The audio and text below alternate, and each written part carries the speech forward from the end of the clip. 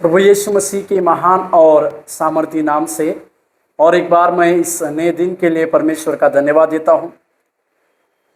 वो अद्भुत कार्य करने वाला परमेश्वर है। वो हमारे जीवनों को बदल कर उसकी राह पर चलाने के लिए तैयार करने वाला भी परमेश्वर है। आमोस का पत्री उसके 5वें अध्याय और उसके 14वें वचन को हम देखें। आमोस उसके 5वें अध्याय और 14वें वचन। हे लोगों, बुराई को नहीं भलाई को ढूंढो ताकि तुम जीवित रहो, और तुम्हारा यह कहना सच ठहरे कि सेनाओं का परमेश्वर यहोवा तुम्हारे संग है। परमेश्वर के नाम की महिमा और प्रशंसा होने पाए। 5वां अध्याय पश्चाताप करने का आह्वान के बारे में लिखाता है। आमोस ये छोटे भविष्यवक्ताओं में से है, परंतु इस आमोस के कुछ ही अध्यायों में ठोस और कई एक प्रकार के न्याय की बातों को देखते हैं।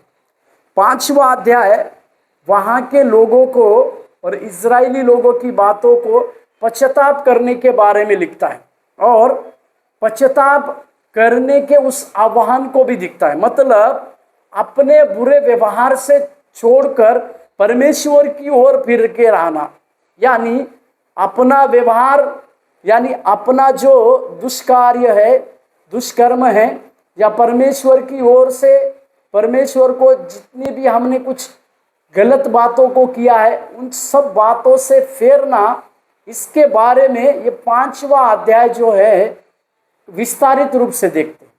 परंतु जब वचन 14 आती है तो वहां स्पष्ट रीति से परमेश्वर इस प्रकार से कहते, हे लोगों, मतलब आमोस के द्वारा परमेश्वर लोगों से यही चाहते हैं कि वे लोग उसकी ओर मन फिराए, वे लोग उसकी ओर चले आए, वे लोग पश्चाताप कर कर उसकी ओर फिरे।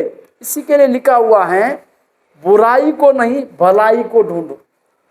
बुराई की बातों को छोड़कर भलाई की बातों को करना कभी भी अनिवार्य है। इसी के लिए लोगों को परमेश्वर के इस वचन के अनुसार इस प्रकार से कहा जा रहा है कि वो बुराई की बातों को नहीं पर भलाई की बातों को ढूंढो।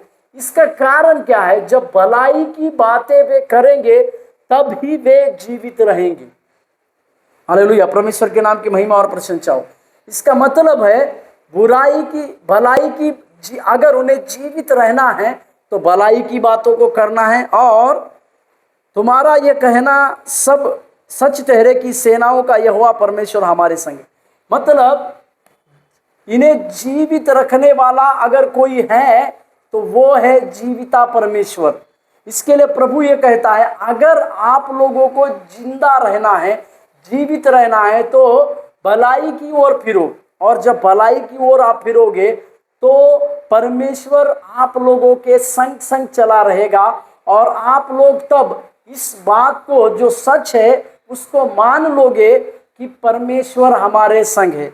मेरे प्यारो, यदि आज के सवेरे के समय में किसी प्रकार की बुराई की बातें अगर हमारे अंदर है तो उसे छोड़कर हम फिर से परमेश्वर के पास चले आए, और जब हम परमेश्वर के पास चले आएंगे तो परमेश्वर हमारे संग संग चलेंगे, और इस बातों की प्रचिति कई एक लोगों को हमारे द्वारा परमेश्वर कराएगा।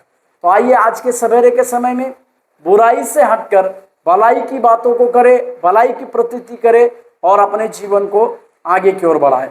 प्रभु आपको आशीष।